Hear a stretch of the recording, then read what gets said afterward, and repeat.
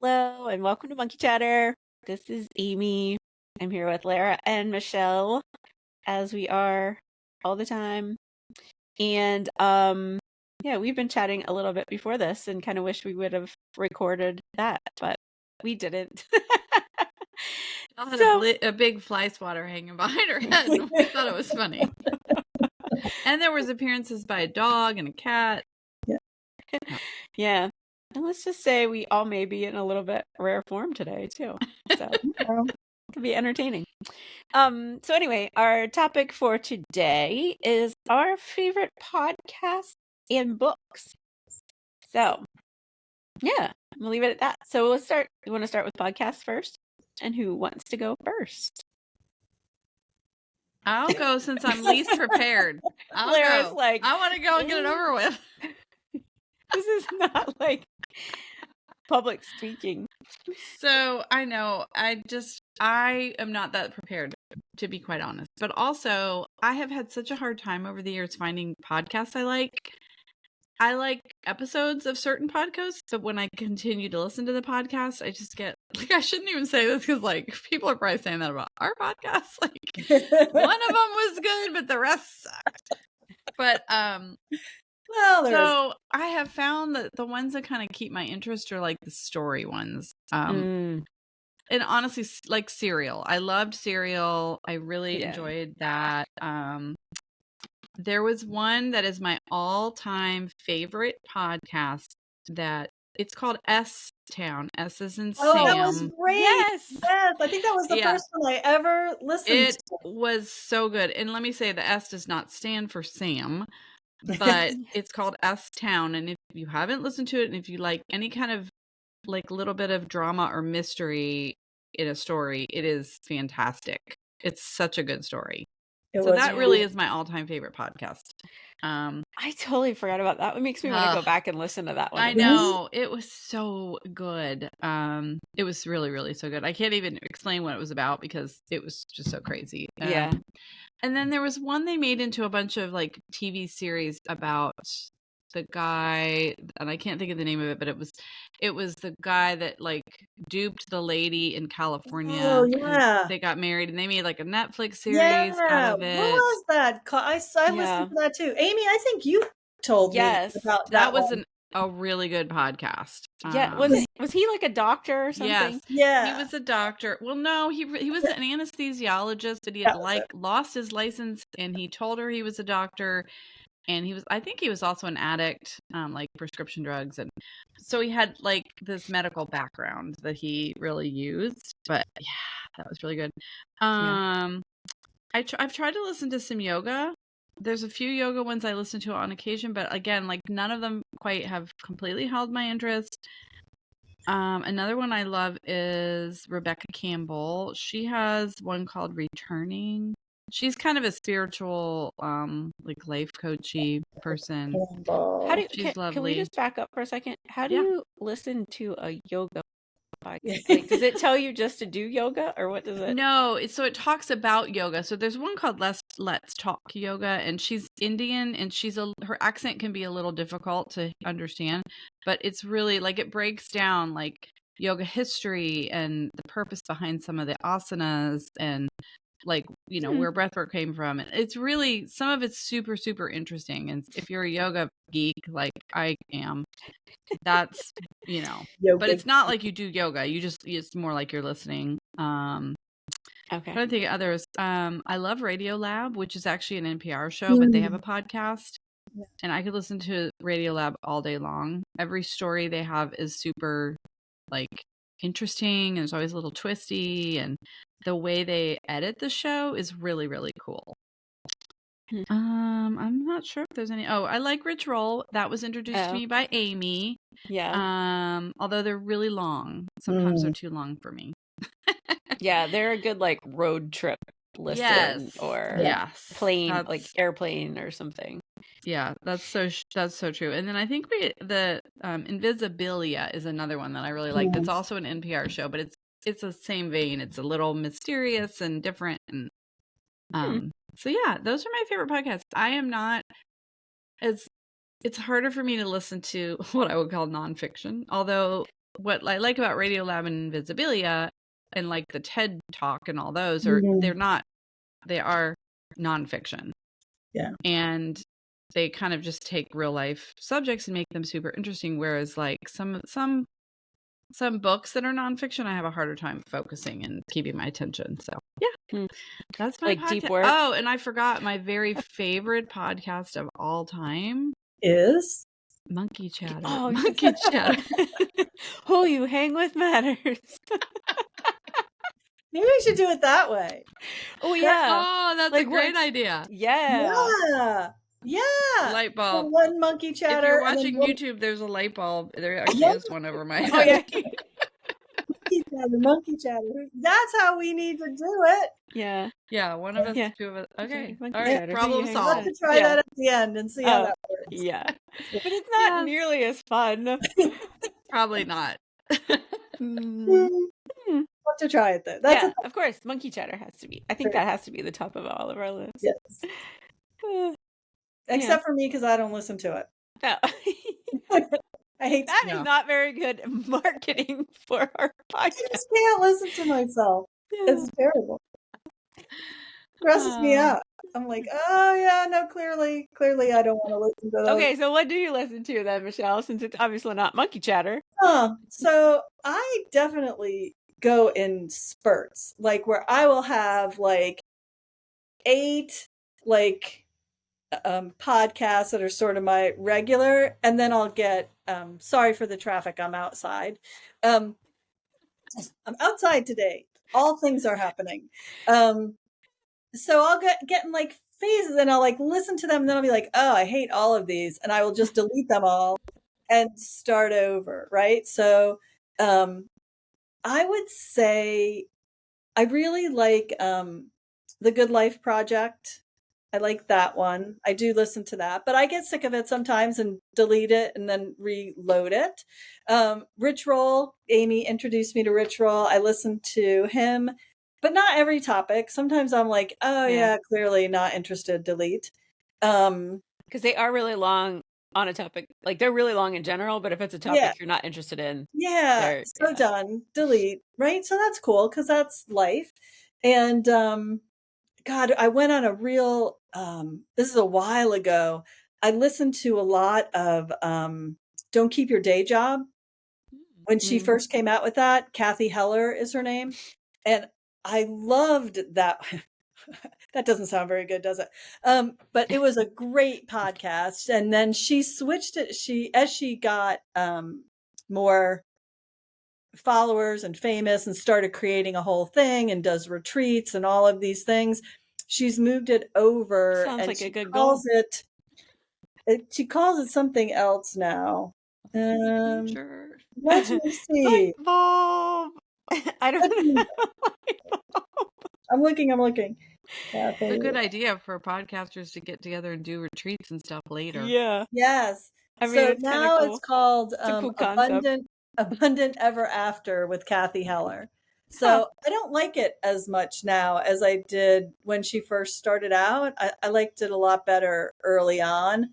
Please don't tell her we said that. Sometimes she, I still will go and look and see if she's got any topics that I'm like, oh, that's kind of cool. So what is there a genre that you? No, not really. Well, like I guess yeah. So, and I listened to The Gathering Pod by Martha Beck. So Martha Beck is just a relatively well-known quote unquote life coach who's been around for a freaking long time. So I've also read, I think, all her books. So we'll talk about that in like the book section. But she started doing this Facebook Live on Sundays quite a few years ago. And it was just this Facebook Live. It went for like half an hour, I think. And she would just get on there and talk about woo-woo stuff. And it was just so cool. And I actually used to listen to it with my mom when, we were taking care of her. And so she would sit and listen to that with me on Sundays, which was pretty funny sometimes because some of the topics are like out there. So as time has progressed, she's turned that what used to be that Facebook Live into something called the Gathering Pod, because it was the Gathering Room, I think was the name of the Facebook Live. So I think she still does it as a Facebook Live on like Mondays or something, but now I just listen to the podcast because that's cool. So she's one of my like, I always am listening to Martha. And then I have so many, so I won't like go on and on, but I do want to take a little like, because most of those are sort of coachy, like Brooke Castillo had a good one and she's kind of on the coaching side. You know, so there's like that genre, I guess, Lara, if you're, Mm-hmm. and then, so I have a confession to make, and I won't get crazy with this, but I'm one of those goofy people that really likes, like, I love history and I really love like the history kind of the United States and politics and government and how it's democracy and how it's all supposed to work. Who knew? So I tend to not, just because of the political climate, get to like politically anywhere. But I love Heather Cox Richardson's Letters to an American. And she started that back, oh my God, 20, was it 20? I don't even remember how long ago it was, but she literally did it as like an email. And she was right. I don't even remember the whole like origin story, but she was writing it, I want to say, to another family member to try and explain what was going on in our crazy politics at the time. And she's a history professor. So she would tie it back to things that had happened before, right? And I loved that because I'm like, okay, there, people are people, whether it's the people driving by your house, up and down my house. Really now? The guy driving the truck behind right? you. Anyway, so she, I'm It like, wasn't that loud. I live on a dead end road with like four houses. Like, you live not in a high traffic area, but no, I am they're not. like, hey, Michelle's doing a podcast. Let's drive by and watch. Street. Yeah, it's so great.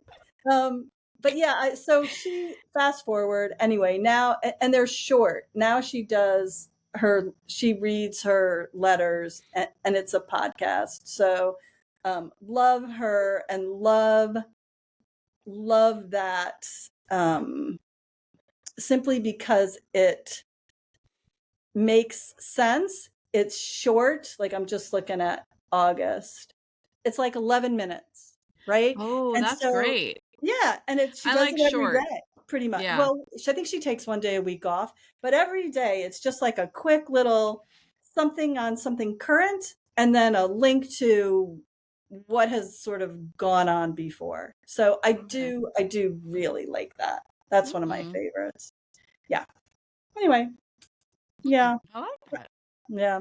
I listened to a few other kind of more politically podcasts, but I'll just leave it at that. I think Letters to an American is something that, regardless of where you sit in the spectrum, it's super interesting. And I think people should know more about how our government is supposed to work. Like, yeah, historically speaking, that would be super interesting. Especially the short versions. Yeah, right. And like, it's just little bites of, oh, that's kind of cool. Like, so back in the 1800s, they were, behaving badly too. Like, they didn't all get along, and like, so I love that. So I guess those are kind of some of my favorites. Nice. Good list. Well, I'm going to be like the total nerd in the group. Shocker. But all of mine are like either nutrition or some sort of fitness or like mindset stuff or something like that. So my nutrition ones, and you guys have both heard me talk about this one before, but is the Consistency Project by E.C. Sinkowski, and she does like Optimize Me Nutrition, and I feel like she just takes all the like the BS and the like hoopla and the drama out of nutrition. Like, let's just not be idiots. Like, let's eat fruits and vegetables and, call it good. We don't need to worry about what the superfood of the day is or, all this stuff. So I just find her to be like very practical, not caught up in the nutrition drama. And God knows there's like a whole crap ton of that stuff out there. Yeah. So I feel like nutrition is kind of like politics in a way. It's very divisive. yeah. Yes. Because of you, Amy, I've listened to a few of hers, and she's another one that's kind of nice because they're relatively short. Yeah. Like not super like long. half an hour. Yeah. Yeah. And those I've gotten better where like I'll like look and see what the episodes are and just listen to oh that's interesting, or instead of really like trying to listen to every single. Oh my God. Yeah. But I like her. You're right. I like her. She just kind of and like she just cuts through like all the BS, like, and we'll truly look at studies and be like, okay, like, so some of the things we'll say like, oh, this increases your chances of death by like 50%. Well, no, not really when you look at like the real numbers. Yeah. So anyway, they looked at 2 penguins and like one of them died. Yeah, it was 97. I don't even know how long penguins live, but it was. I don't either. Yeah. And then the other one on the nutrition side is it's called the Nutrition Science Podcast. It's Dr. Adrian Chavez. And again, I find him like super practical. He doesn't get caught up in the like disease du jour or food du jour or like all of that stuff. So for me, those are the two main sources of nutrition stuff that I go to, just because they're not like influencers and they don't get paid to say that you should drink coconut water or whatever. Who knows? What's the name of that one? The Nutrition Science Podcast it's Dr. Adrian Chavez. Yeah, that sounds super nerdy. Yeah, thanks. It is, but yeah. I think something your professor would make you listen to in college. I told you I was a nerd. And then on the like the fitness or running stuff or whatever, there one of my favorites, and I think I've shared this one a couple times with you guys on different things, but is the Choose Strong podcast. It's Sally McRae. She's an ultra runner. Actually, I just realized I have her hat on tonight, and that like wasn't even on purpose. It was just kind of the hat that was out front. And she is an ultra runner, and she does talk about running, but she also talks about just like life in general. So and she has a cool book. I think it's called Choose Strong. I don't know. I have it. But her mom passed away from cancer when she was pretty young. And so she kind of talks through that. I think she's coming out with a second book, but that book is about like her childhood and growing up. And I think her dad was not super amazing, but her mom really was. And she just talks about like growing up in that sort of household and like what it was like to lose her mom at such a young age and all of that. So and then her and her husband, they have 2 kids. So they talk about a lot, like just like family life stuff, like day-to-day stuff. Their daughter just went to college, so like dealing with that. So while she is a runner and there's a lot of running stuff, they also like talk about other stuff too. And she's just one of those like warm fuzzy people that loves everyone. So it's just like a kind of a feel good podcast too, even if you don't like running. And then the other one is Chasing Excellence, which again I know I've told Michelle about, but that's with Ben Bergeron. He's a CrossFit coach up in New England. And it used to be I feel like a whole lot more like performance. And now he's gotten, I think as he's gotten older, it's been interesting to watch that like evolve. He's like my age, like mid upper 40s, something like that. But now he's a bit more into like some of that longevity stuff versus like, the top. I mean, he's coached a lot of the top athletes and the CrossFit Games winners and stuff like that. So, and then the one that I get excited about this. Why am I such a nerd? Kind of fun. Like podcasts have like, think about, like the before times without podcasts. Yeah. Like, what was that? What did we do? Yeah. I don't know. No. And being on the road, like yeah. Anyway, go Yeah. ahead. Sorry. No, I was gonna I say, love them. Yeah. so the other one, and this is just like kind of, I don't know, I just put it under the category of like life, I don't want to say mental toughness, but like just going through crap and coming out the other side, basically. And this is one that my running coach had sent to me. She sent one of the episodes, but it's called the Patinaed podcast. It's PATINA''D. And I just have to read the description to this podcast because I thought it was like to the like kind of the overview of what it is. Because I was like, ooh, this is really quite lovely.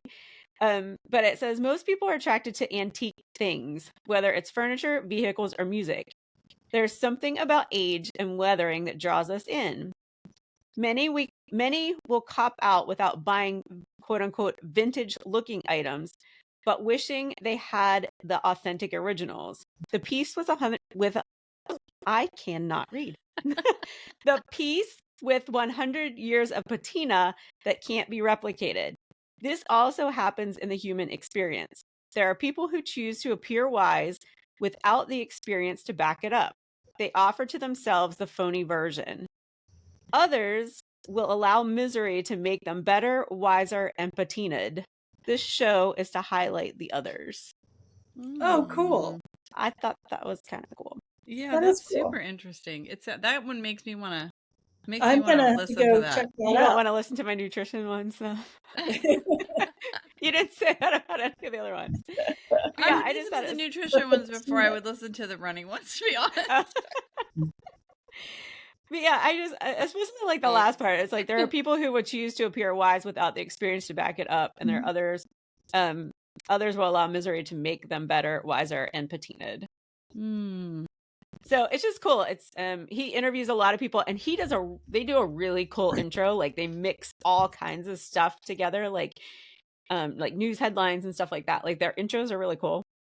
But he just talks to people who have a lot of them have just really kind of been through the ringer and have come out the other side to do some really cool stuff. So that reminds me a little bit of Wiser Than Me with Julia Louise Dreyfus. Yeah, she does that podcast.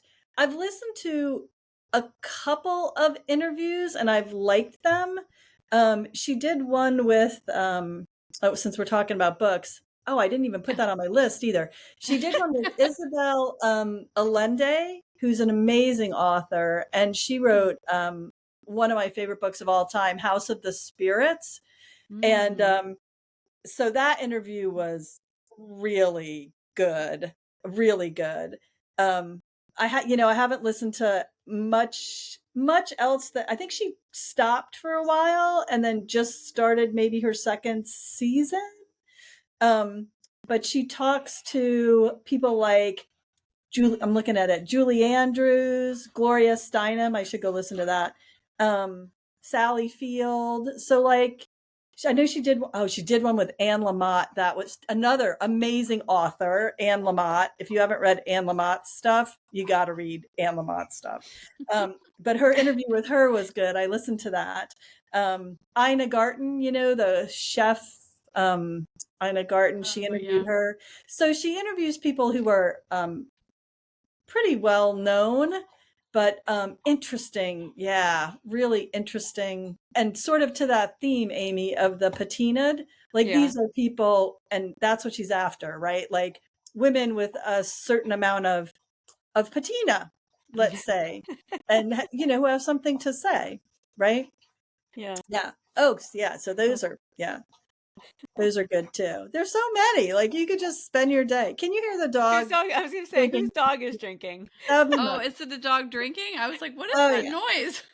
Bubby, Vinny, slurping up some water. Now I hear what. Yeah, I was trying to place the sound. Sorry. I was like, what is that? Yeah. Sorry, like, everybody. I thought maybe it was chewing on a bone. Dog is drinking, but it'll be mine. Yeah. I don't know. It might be National Dog Day today. It is. It is. Yes. Oh, well, there we go. So it's okay. Yeah. My When daughter's we're sleeping. recording this, of course, when it comes out, it won't be, but when we're recording it. now you know we're when recording. you're Now you know when we're recording. We're recording on National Dog Day. We like to keep ahead. Yeah. Well, that's good. We got to have them in the can. Yeah. That's great. Put 'em I in the love all can. that. Yeah. So many. So, gosh, now there's a couple podcasts I want to put on my list now that I'm going to try. And I'm like you, I need to listen to them in the car, I feel like when I'm going somewhere. And I think that's why I listen. Concentration. Yeah.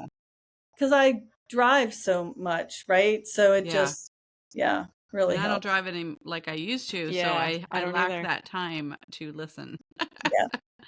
Which I used to read a lot more books, physical books, but unfortunately, I feel like age, there's two things going on. One is my eyesight, and even with reading glasses on, it just really strains my eyes to read like printed, like the book, or I can't like on an app of some kind, to the point where it makes it kind of unenjoyable. So I started listening to audiobooks, and thank goodness I didn't say books on tape, because every time I say that, my kids freak out. I didn't even think about that. I've said it a lot. They're like, what is a book on tape? And there is no such thing as tape anymore. Right? It's crazy. Okay, an audiobook. But I have found some of the audiobooks are almost better because it depends on who is reading them. If you have a good reader, it's amazing. Like, I just finished a book that I never would have picked out, but somebody recommended it to me. And it was voiced by Tom Hanks. And it was so good. And I was like, is the book as good as I think it is, or is it because Tom Hanks read it? Yeah. It was called The Dutch House, and it's fresh in my mind because I just read it. I wouldn't say it's like my all-time favorite, but it's just a really good read. It's a great story. Dutch House? I gotta read The Dutch House. Yeah. I've read a lot. I've listened to a lot of great audiobooks, like amazing audiobooks. I guess it's my turn to go on books, right? Sorry. No, Lara, you just jumped right in there. It's all We're Lara show. So much for the three monkeys. Books are much more my jam than podcasts.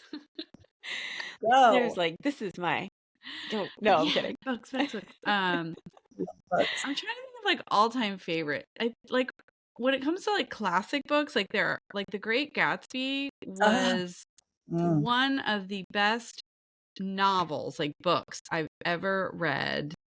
And the other one, as far as like super old classics, is it was East of Eden. And Vinny's very thirsty. He's so thirsty. Well, he's been chewing on that giant bone I gave him to distract him. Bill will really appreciate this when he listens to this podcast. He'll be like, I hear my baby dog back in the background. Dog and drinking.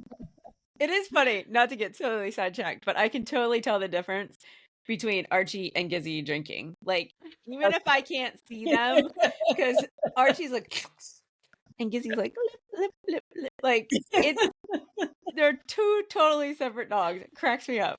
Funny. Anyway, side note. Anyways. I love that, The Great Gatsby, and what was the other one you just said? East of Eden. And I'll be honest, my friend Judy was the one that told me to read it, and I tried 3 different times. I picked it up, would start, and then I just couldn't get into it. And so I put it down, and she'd say, give it some time. And then a little bit, like a few months later, I'd try again, and the second time, no, can't get into it. The third time, I don't know what happened. I got through like the first like section, and I just could not put it down. It was like such a saga. So anyways, yeah, those 2 are my all-time favorite classic books. And then of course there's like the greats, like, you know, I grew up reading everything horsey. So Black Stallion was one of my favorites. And then there was the Black Stallion Returns and the Black Babies and the Black Waves and all that stuff. So there was all the Black Stallion novels, and then there was Black Beauty, which is also a great classic, but such a beautiful book. I mean, I read Wizard of Oz, like the real book, the Frank L. Baum book. Yeah, those are some favorites. But I think like Wow, my I did not latest, go there at all. like all like classics, like kids. Well, I I just think like I just was thinking about books and how like I've always like we were talking recently, and Michelle, you mentioned how books were such an integral part of your life, like just like it's an escape. It's like it's better than the movies in a way because you get to create your own yes. imagery. Oh, doing this, like having to sit down and really think about, I was like, well, first of all, I've read a lot of books because I have some patina, right? So I started reading like really young. Like I can remember telling my mom I was sick so I could stay home and finish a book, right? And and I was in what, fourth and fifth grade. And I always thought I would grow up to be an author or a librarian. Like I, really thought that, I remember when I wrote like my first book. Oh, It was Susie and Golden Boy. It was about a horse. So it oh was my really gosh, I awesome. love it. But anyway, like it was such a great, I'm so glad we picked this topic because I never, you start thinking back, you're like, oh my God, that was a good book. Oh, and that was really good. And like, just such a, I don't know. And yeah, anyway, I'm sorry, Lara. No, I love that. I love hearing that because like it brings me back to like the joy of reading. And I feel like I do feel like this is a little off course, but I do feel like the younger generation did not grow up with the same. Although like my kids, I tried to encourage them to read, and my daughter is now a reader. Like she loves reading, but she reads novels like I like novels too. My son wasn't so much a reader until Harry Potter, the Oh, I series. loved them too. Yes. I hated them. He read every book in the series. We waited in line for the next one to come out when they were at the bookstore. I mean, I loved that because he was not a reader. Yeah. And he loved those books. So like that was really super fun. That's so funny because I almost brought up Harry Potter a minute ago when you were talking about like the quote unquote books on tape. Because a friend of mine was like obsessed with Harry Potter. She's like, you just have to like just read it. Just read one. Like just start it. And I was like, I am not wasting my time reading freaking Harry Potter. And so then I was like, okay, I'll tell you what. I will get the audio version of it and I will listen. This is when I was driving a whole lot more. I'll get the audio version and I will listen to it while I'm driving, and that way I don't feel like I'm like wasting my time because I'm going to be driving anyway. Couldn't do it. You hated it? I'm like, that's like none of that appeals to me at all. Like, yeah, it's very fantasy oriented, and that's not my favorite genre now at all. Like, I'm in a book club, and I was recently forced to read this like fantastical story, and they won't mind me saying this if they listen because I think they know like I didn't really care for it, but I did finish it, and I wanted to know what happened at the end. But so you finished their book, but not my deep work book. I know, right? And I still have deep work. It popped up today on my library thing, and I was like, maybe I should put this in again and listen to it. Maybe I need to be gardening or something while I'm listening. That's it, right? You need another activity. Yeah. I definitely do because that makes me fall asleep. That book, listening to deep work. I just conk out. Yeah. Well, and that is a bad thing about audiobooks too. It is easier to fall asleep while you're listening to them. But lately I've been on this Silas House kick. Everything's by Silas House I have read, I've loved. You've talked about that. So for me, he's a local. He's a Kentuckian. He's the poet laureate of Kentucky. He's he's just very, very well loved as a literary figure. I mean, a writer. And being from Kentucky, he's a Kentuckian, so everybody loves him. I had not ever read any of his books until recently, and once I read the first, and again, I'm saying read, I mean listen. I loved them. Like I just had to keep reading them. So I think I've read almost all of them now. Ooh, fun.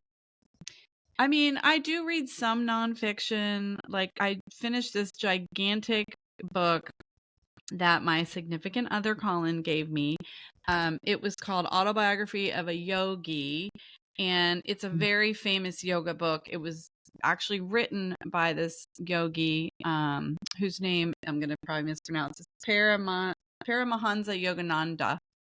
And he was like considered one of the very early gurus, but he talks about his life growing up in India. He was obviously Indian, and growing up with his own guru and how how he went down that path. And it's a fascinating book. And also, I mean, if it's truthful, there's some amazing stuff that he experienced and saw, and things that you learn about ancient yoga, like when you meditate, like how deep you can get, and like out of body things. It was really, really good. So that was another one. It took me a long time because it's big. And then I guess I also love BKS Iyengar. He's another yogi that's more modern. There's a book that I was gifted called Tree of Life that was just a lovely book just about yoga philosophy. Of course, I have tons of yoga books, but they're more like instructional and, supportive, and there's some really good stuff there. I feel like there was another one that I wanted to talk about. Oh, Breath. We've already discussed that on a whole podcast. That book, I swear, like changed my view about breathing. And the Matthew Walker book was also amazing. The sleep, Why You Sleep. And then there's one called Earthing that I read recently that I was fascinated by. And that, again, like those are kind of like wellness modalities, I guess, earthing and getting all your sleep and breathing right. And those really were fascinating books. Those are books like that I feel like are keepers, like that I want to have in my library, or I want to share and pass along to people. Like that's how I gauge those books. Like, would I give this to somebody? Be like, here, you need to read this in a nice way. Yeah. Fix yourself. Fix yourself. No, exactly. Here's something you can do to help you feel better. Read this. Just saying. Yeah. Like one of my guilty pleasures with my daughter is watching like The Bachelor and Bachelorette, and there was some like stupid thing on there where one of the guys who's vying for this girl's attention like gives another guy a book and I think you should read this, and it's like about emotional intelligence. It's like a huge dig. Start here. Yeah. Start here. Yeah. But yeah, so gosh, like I feel like books are wow. Like there's so many, like not just even thinking of them. There's so many back there that keep coming up. But yeah. And there's, I have a whole bunch on my nightstand that I haven't even really started. Yeah. All right, Amy. Cool. Tell us some books. Well, again. Yeah, since you hated Harry Potter, what genre do you like? Yeah, not my thing. What are you reading these days? So, well, again, I'm gonna be the freaking nerd of the group. So my number one, and we've talked about this book on here, and you guys have heard me talk about it, but is Atomic Habits. Oh yeah, you've talked about it. Yeah, that one is definitely like I've read that one multiple times, and yeah, we'll probably read it again at the beginning of this. I feel like it's a good like beginning of the year kind of book, sort of thing, or else end of the last year to like start off the new year on the right foot or something. I don't know, whatever. Another one was The Comfort Crisis by Michael Easter. It just talks about like basically my words, not his, what a bunch of pansies we become, and like how we can't I don't want to be uncomfortable in any way. Yeah. Oh, well, that sounds super interesting, though. It does, because I think there's a lot of truth in that. Yeah. Yeah. So that one is a good one. So all of my all the ones on my list are nonfiction. So, but Amy, you recommended two of my favorites to me that were fiction. Were they by? Is it Margaret Wall's? Glass. Jeanette Walls. Jeanette Walls. Glass Houses. The Glass Castle. The Glass Castle. And there was another one too. It was about horses. Wild horses. Are you thinking Unbroken? About the World War II. Oh, that I read too. I heard that's Laura Hildebrand. Yeah, that I read. She's the one who wrote Seabiscuit too. Yes. Yeah, she did write Seabiscuit, which is So also a I great know book. you read nonfiction, so yeah, that's what I said. They're like all of mine are. I mean, you read fiction, weren't those fiction or were they? No, they're The Glass Castle is a memoir, and then the That's right. Like they were both real. No, I guess true stories. They were great. Jeanette Walls, I think, is a journalist, and she wrote their autobiographical. I guess that's how you say that word. They're great. I read both of hers too. They were really good. Yeah, really, really good. So those, but not. What did you grow up reading, Amy? Were you a big reader as a kid? Was that a thing, or was it later that you started reading? So no, I absolutely hated reading when I was in school. And I think mostly because, I felt like what I had to read for school wasn't too interesting. Boring. Yeah. I am not a I'm sure you guys are gonna find this shocking. I am not like a classic literature kind of girl at all. So I think I resented it because that stuff sorry if anybody's listening that's big into all of the the Scarlet Letter and Moby Dick and I don't even know what all those other ones that we had to read. The Great Gatsby. I'm like, no. Just, not for me. I think because I had to read them for school and I did not like them, I still don't like I love to read now.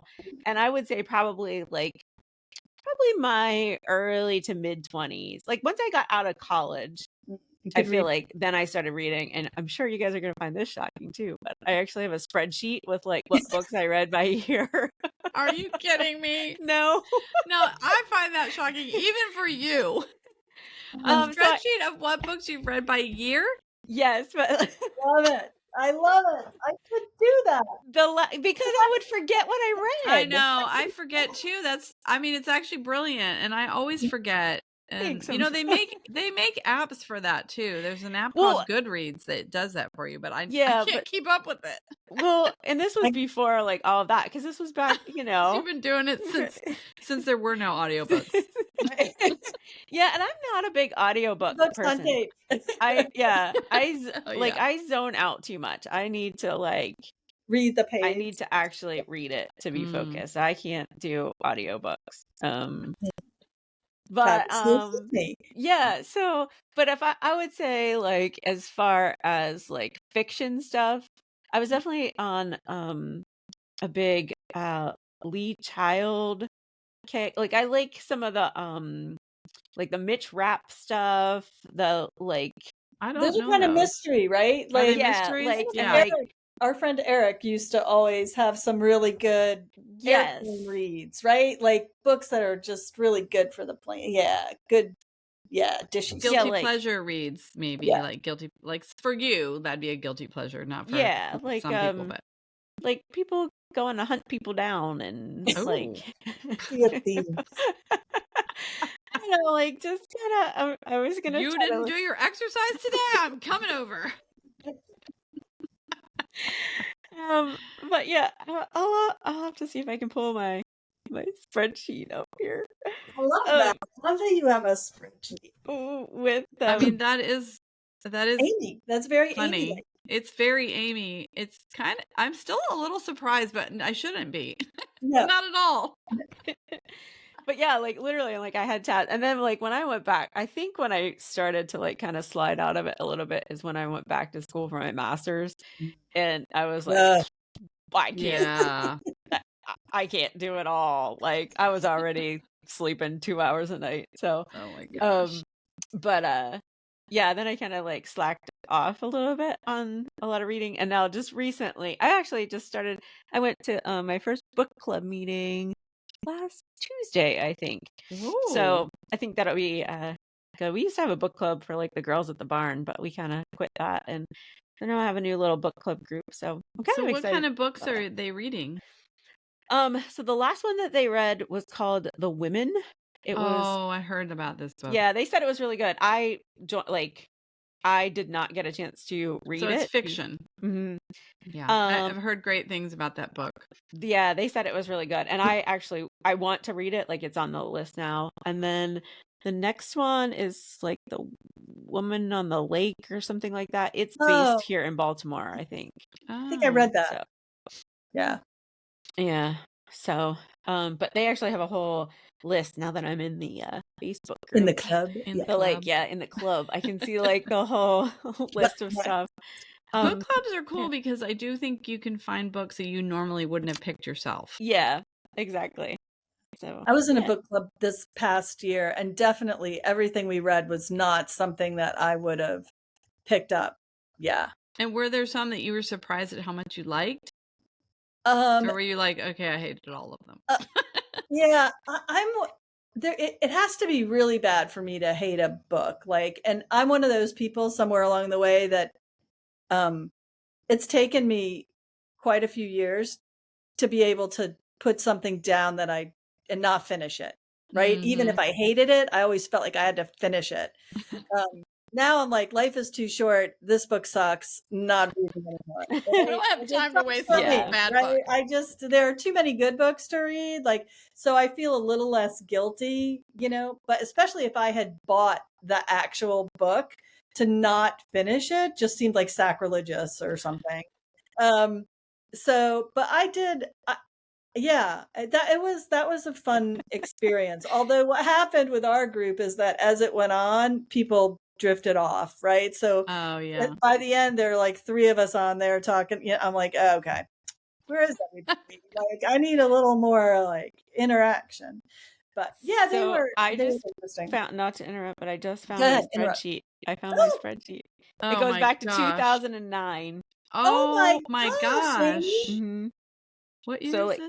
Jody, I know. 2024. That's like a lot of years. Yeah. Then in 2019, it kind of like tanked off because. So what were you reading in 2009? That's what I was just looking. That's why I was kind of smiling. In 2009, there's a lot of Jodi Picoult books. I was gonna. Oh yeah, she's good. Oh, and Patricia Cornwell. Have you guys read? I know the name. I don't know if I ever read her, but yeah.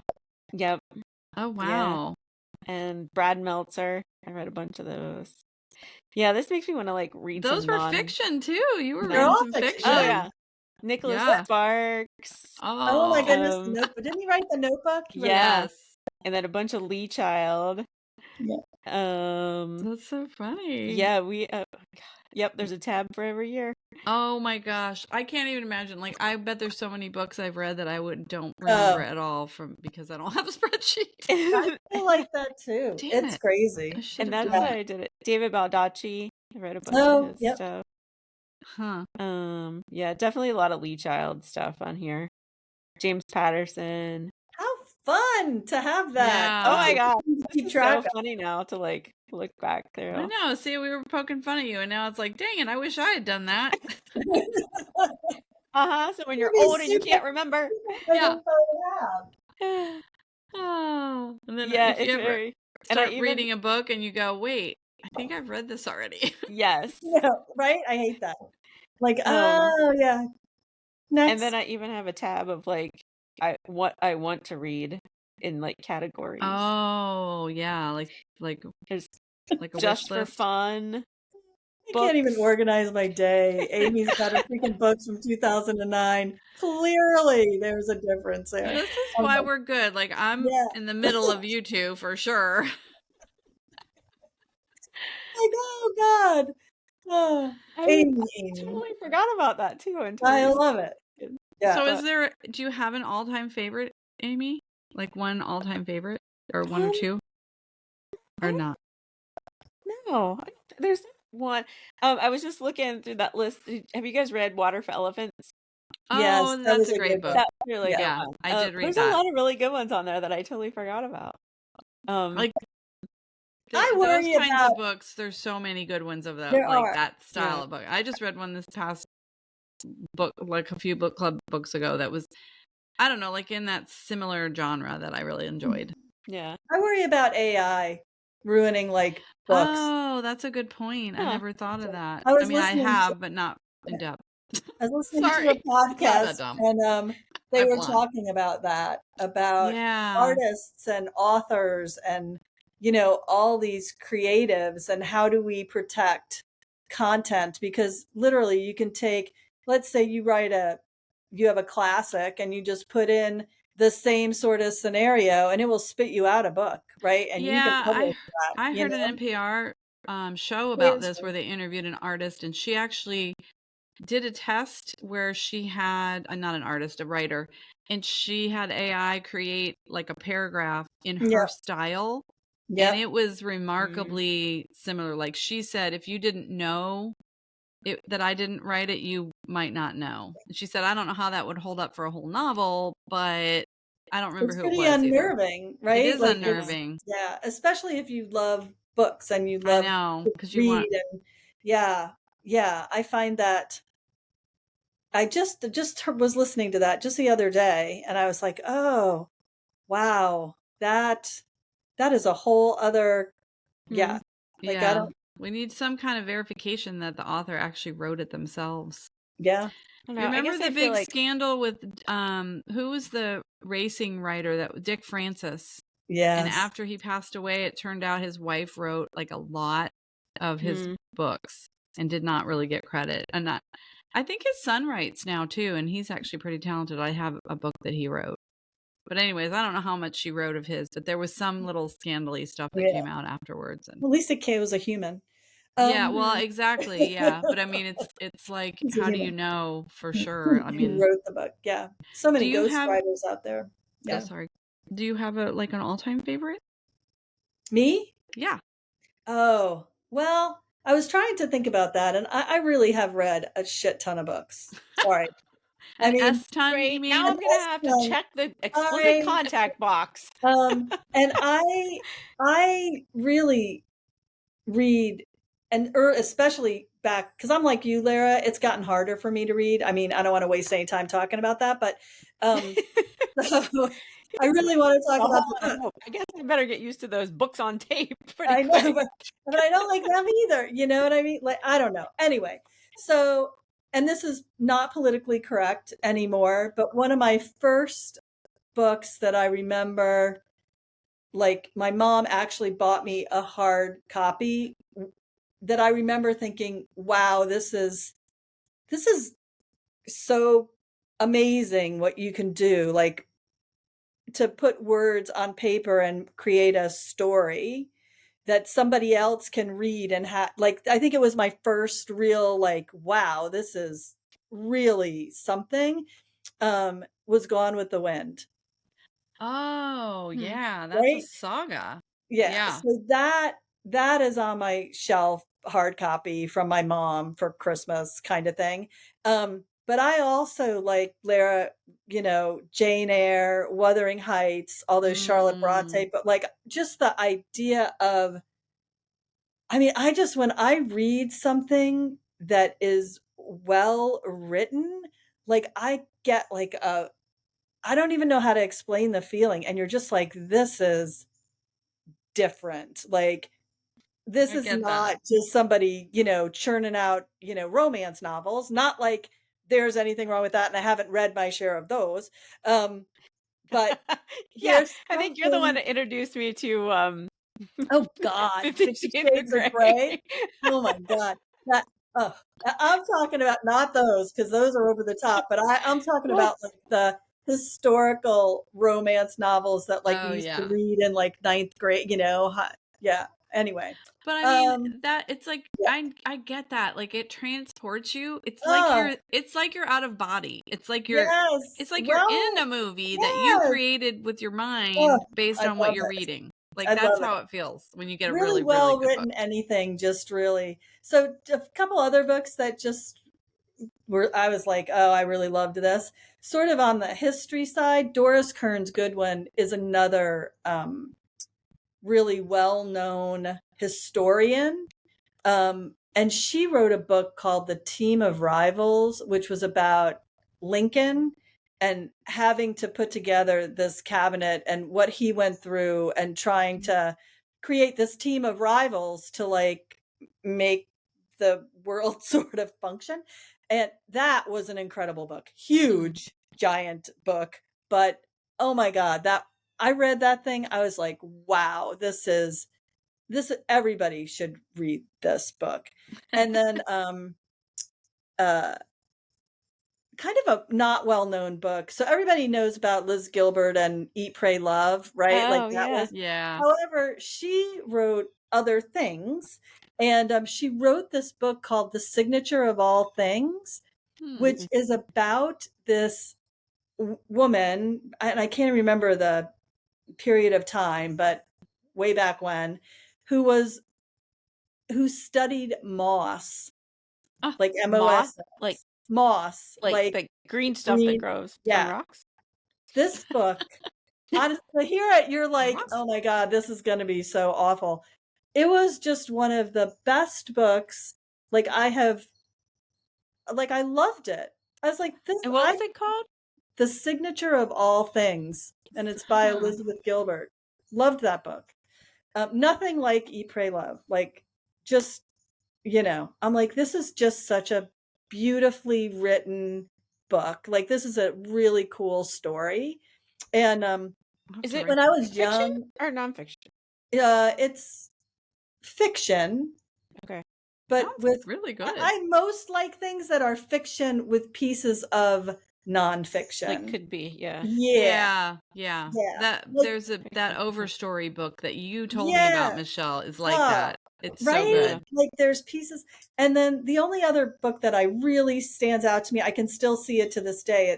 It was hardcover, red, and it had a like a what do they call them? Like a family has a crest or whatever. But it was a book called Catherine, and it was by Anya Seton, and it was about the mistress of the Duke of something. And it was like, again, like one of the first like grown-up books I've read that like I kind of was like, wow, this is so cool that people can do this. Oh, and the biography of Amelia Earhart too. That was one of my favorites. I mean, I could go on and on. Like Rich Man, Poor Man, Roots, The Poison Would Buy. I mean, I was just like on a roll. I'm like, oh my God, what about this one? And what about that one? And I know there's so many. I think about so many amazing books I've read. Like, and when the more you talk about it, the more it comes up. And right. And you think about what haven't we read? I know. Right? Like, that's kind of what I'm thinking. Oh, well, that was kind of my thing when you were talking about AI. I was like, I guess I don't really worry about that because I figure there's enough books out there that I'm not going to run out of the real people writing. Yeah. Like, we can always read the old classics if we run out, if we I get mean, there are AI. so many amazing. Yeah. Talking about like when you were talking about East of Eden, one of the things that I really tried to read and could not get through was I got a whole set of Faulkner. Oh my God. I tried, really tried. Like, cause I think Oprah recommended it or something. I'm like, I cannot. I don't think I've ever read him, but I will say like there's Hemingway's The Old Man and the Sea was like that for me. Right? I struggled with that. It's not a long book, but I love The Sun Also Rises. So who knew? Like, it's just sometimes. And isn't that the cool thing about books though, and authors, and like that, like some speak to you and some don't, and like I know it's hard and to some define stick that. with you like Forever. Have you ever finished a book and almost been sad that it's over? I'm like, is there a trilogy? Can I keep reading about these people? Like, that's how some of these books have made me feel. The only other book I have to throw out there because it just popped in my head, and again, it's a horse book. I read this when I was a kid, and I remember the book distinctly. I feel like I have it somewhere. It's a hard copy. It's beautifully illustrated. It's called King of the Wind, and it's about like the history of the Arabian breed. And so there's some historical truth to it, but it's about this stable boy that took care of like one of these like foundation Arabian horses back when they were. Yeah, I don't know. I just got chills thinking about that book because it was one of my all-time favorites. That. Like that somebody can put words, they're just words, right? Like individually, they, the, at, whatever, and somebody can put those together in a way that moves people, like gives you like what? I just well, okay, so I have to brag a little on our Michelle because you imagine that people putting words down that move you. Yeah. Like you have that ability yourself. I think we like talked about this on a previous podcast. I think we we're almost an hour, so we really need to wrap this up. We are. That was an easy out. Super cute, but even if we wrap it up on here on the recording, we can still stay on here longer. I gotta go find my dog. I don't know where he is. I think he's probably drinking water somewhere. No, he's not drinking. He's like somewhere. He's probably getting into something he shouldn't. Really bad. But anyway, I love the written word, obviously, and I think it's there's something amazing about it. Amazing. Love it. Yeah. Well, that's the perfect ending. Yeah. Are we gonna monkey chatter our way out of here? Let's do it. Okay. Are we gonna do it together, or do you want to try it separately? Oh boy, here we go. Let's try together? it separately. Oh, separately. Okay. Yeah. Who's gonna start? So I'll do a monkey chatter. Do you You're want to the first do monkey a chatter? and then have Lara do Who You Hang With Matters? Okay. Okay. All right. Monkey chatter. Monkey chatter. Who you hang with matters. Woo woo. Okay, that was too easy. Okay, that was boring. Yeah, that was way too easy. Okay, let's do the real one now. Okay. All right. Ready? Ready? All right, ready? 1, 2, 3. Monkey chatter. Monkey chatter. Who you hang with matters. Oh, God. Ooh, that was actually probably our best one. That's bad. So far. Talking about words, but yeah. Okay. Oh, ciao. And Be well. Stay that, well. Yeah. Who you hang with does matter.